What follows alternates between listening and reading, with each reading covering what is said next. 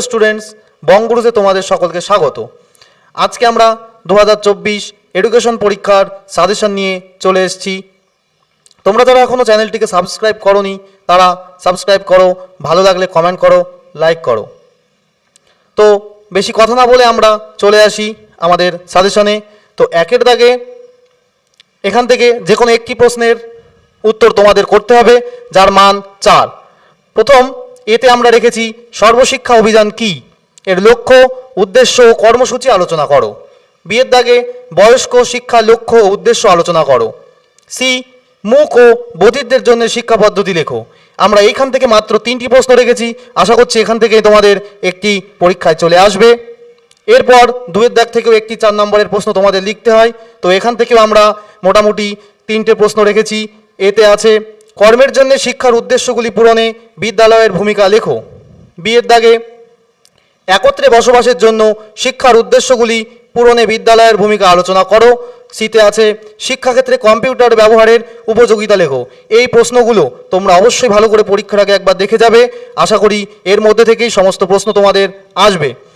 3-এর দাগে যে প্রশ্ন আছে সেখান থেকে তোমাদের 2টি প্রশ্নের উত্তর দিতে হয়, যার মান থাকে 8 নাম্বার করে। তো এখান থেকে আমরা বেশ কিছু প্রশ্ন রেখেছি, সেগুলি আমরা দেখে নেব এবার। এতে আছে মনোযোগ বা আগ্রহ কাকে বলে। এখানে যে কোনো একটা আসতে পারে, মনোযোগ বা আগ্রহ, এবং শিক্ষাক্ষেত্রে মনোযোগ বা আগ্রহের গুরুত্ব লেখো। এইটি ভালো করে তোমরা দেখে যাবে। বিয়ের দাগে যেটা আমরা রেখেছি সেটি হলো পরিমনন কাকে বলে, শিক্ষাক্ষেত্রে পরিমননের ভূমিকা আলোচনা করো। সিতে অন্তর্দৃষ্টি বলতে কী বোঝায়, শিক্ষাক্ষেত্রে অন্তর্দৃষ্টিমূলক শিক্ষণ কৌশলের গুরুত্ব আলোচনা করো। ডিয়ের দাগে থার্স্টনের বহু উপাদান তত্ত্ব চিত্রসহ লেখো।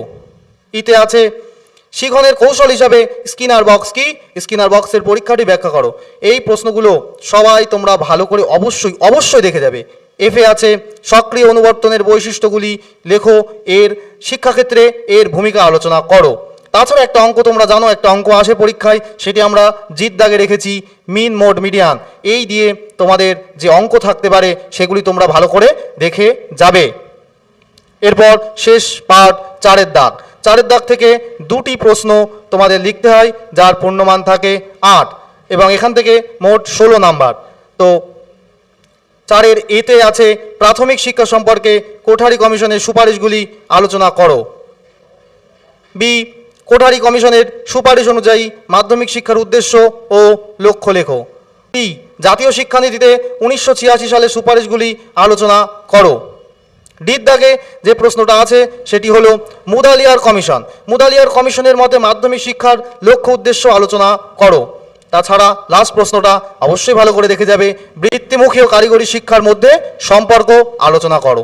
এই শেষ পার্ট থেকে মাত্র আমরা 5টি প্রশ্ন রেখেছি, এখান থেকে 2টি প্রশ্ন পরীক্ষায় লিখতে হবে তোমাদের। এই আমরা টোটালটা মোটামুটি খুব বেশি প্রশ্ন তোমাদের রাখিনি। এই প্রশ্নগুলো পরীক্ষার আগে অবশ্যই করে দেখে যাবে।